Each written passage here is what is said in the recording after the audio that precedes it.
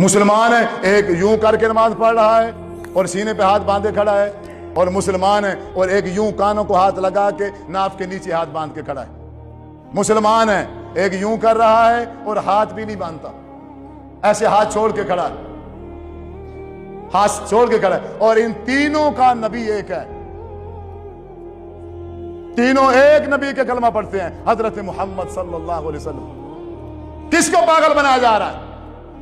अफसोस है आप पर, अफसोस है, कसम से आप पर अफसोस है। आप बेवकूफ बनने के लिए तैयार बैठे। कोई मौलवी आए और आपको बेवकूफ बना, जी लब्बैक हम हाजिर हैं जी। इतनी अकल नहीं है, नबी एक है, रसूल एक है, तरीके कैसे तीन हो गए? अच्छा, फिर दावा है हर फिरके का, हर गिरोह का यह दावा है कि नबी भी खातमुन नबीयीन है, उसके बाद और दूसरा नबी भी।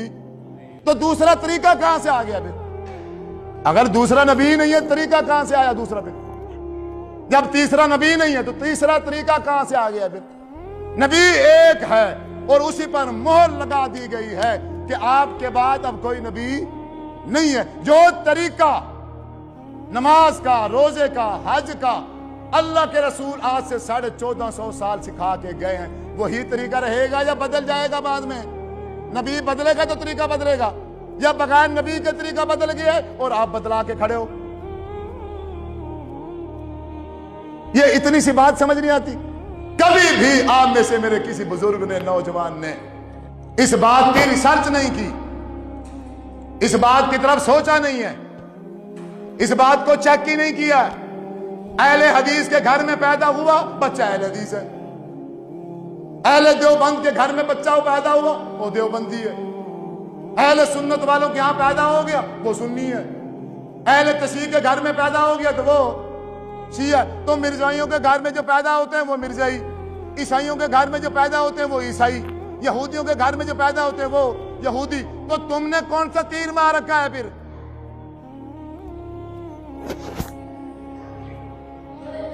ये अकल किस लिए है? अल्लाह ताला ने शऊर दिया है, दिमाग दिया है, किसके लिए?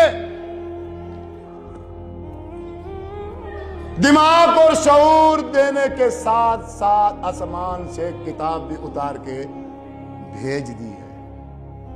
आखिर नबी हजरत मोहम्मद सल्लल्लाहु अलैहि वसल्लम को भी मबूस फरमा दिया है। हट जाओ, इन मौलियों के पीछे से हट जाओ। जिंदगी के आखिरी लम्हे तक मैं ये बात करूंगा,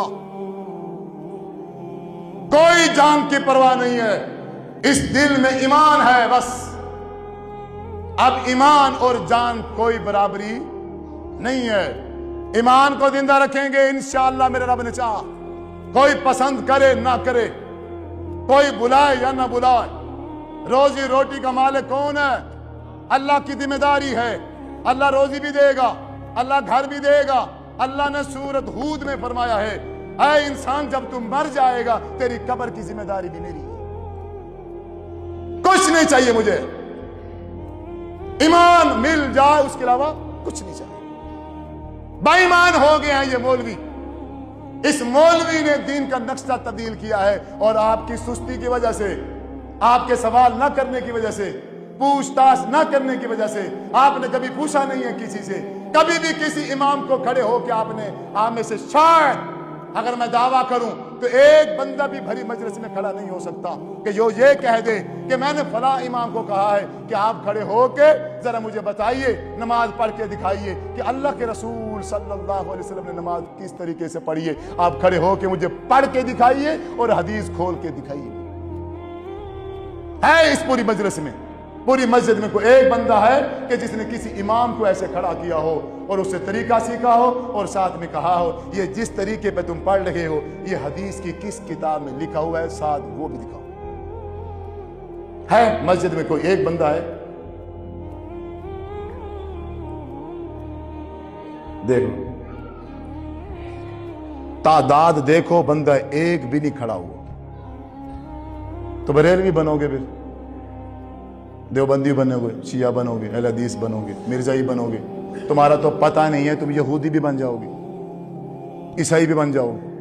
अगर तुम बाहर कंट्री में चले जाओ, जो हमारी हालत और पोजीशन है, अगर हम बाहर वाली कंट्री में चले जाएं, अगर वो थोड़ा सा हमारे ऊपर ध्यान दें, थोड़ी सी हमारे ऊपर तवज्जो करें, तो हमारा तो कोई पता नहीं, हम ईसाई भी बन जाएंगे। जब ईमान नहीं है दिल के अंदर, जो मर्जी बना लो, क्या फर्क होने वाला है? या सिर्फ उस ईमान का लेवल लगा होगा तो फिर फर्क बनेगा।